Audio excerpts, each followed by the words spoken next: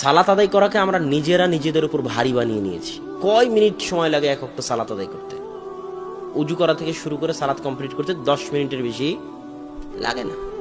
এই 10টা মিনিট সময় আমাদের উপর এমন ভারী, এটা শয়তান আমাদের জন্য ভারী করে দিয়েছে।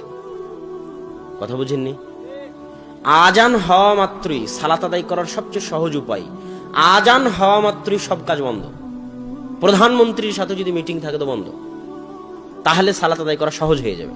না হলে যদি মনে করেন অনেক জরুরি কাজ, আর 5টা মিনিট করি, আর 2টা মিনিট করি, আজান হয়ে গেছে আর 5 মিনিট পর দোকান বন্ধ করি, তাহলে আর সালাত ধরে রাখতে পারবেন না। 2 দিন পর সালাত হারিয়ে যাবে, কোনো না কোনো ব্যস্ততায় এসে সালাত হারিয়ে যাবে। প্রথমে জামাত থেকে দূরে হয়ে যাবেন, তারপরে ব্যক্তি জীবন থেকে সালাত চলে যাবে।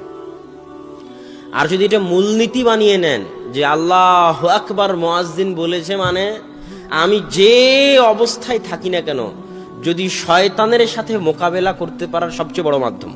শয়তান কিন্তু আজান হওয়া থেকে আপনার পিছনে লেগে যাবে যে আর 2 মিনিট দেরি করো, আর 2টা মিনিট মোবাইল চালাও, আর 2টা মিনিট পড়ো, আর 2টা মিনিট কম্পিউটার দেখো, আর 2টা মিনিট কৃষি কাজ করো, আর 2টা মিনিট দোকান খোলা রাখো। শয়তান লেগে যাবে। নামাজিকে নামাজ থেকে এইভাবে দূরে নিয়ে চলে যায় শয়তান। যে নামাজ পড়ে না তার কথা তো বাদই দিলাম, যারা সালাত আদায় করে তাদেরই অবস্থা। তারা তখন এইভাবে আস্তে আস্তে জামাত ফেল করে, জামাত ফেল করতে করতে ব্যক্তি জীবনে সালাত চলে আসে, আস্তে আস্তে ব্যক্তি জীবন থেকে সম্পূর্ণ সালাতটাই হারিয়ে যায়। তখন একটা পর্যায়ে বেনামাজিতে পরিণত হয়ে যায়। তো সালাত আদায় করার সবচেয়ে বড় উপায় হচ্ছে আজান হওয়া মাত্রই সব কাজ বন্ধ, যত জরুরি কাজ হোক না কেন। এই জন্যই ট্রাকের পিছনগুলোতে লেখা থাকে যে কাজকে কি যেন বলে, কাজকে সালাতকে বলিও না আমার কাজ আছে, কাজকে বলো আমার সালাত আছে। এইটা ছাড়া আপনি আল্লাহর সাথে সম্পর্ক ধরে রাখতে পারবেন না।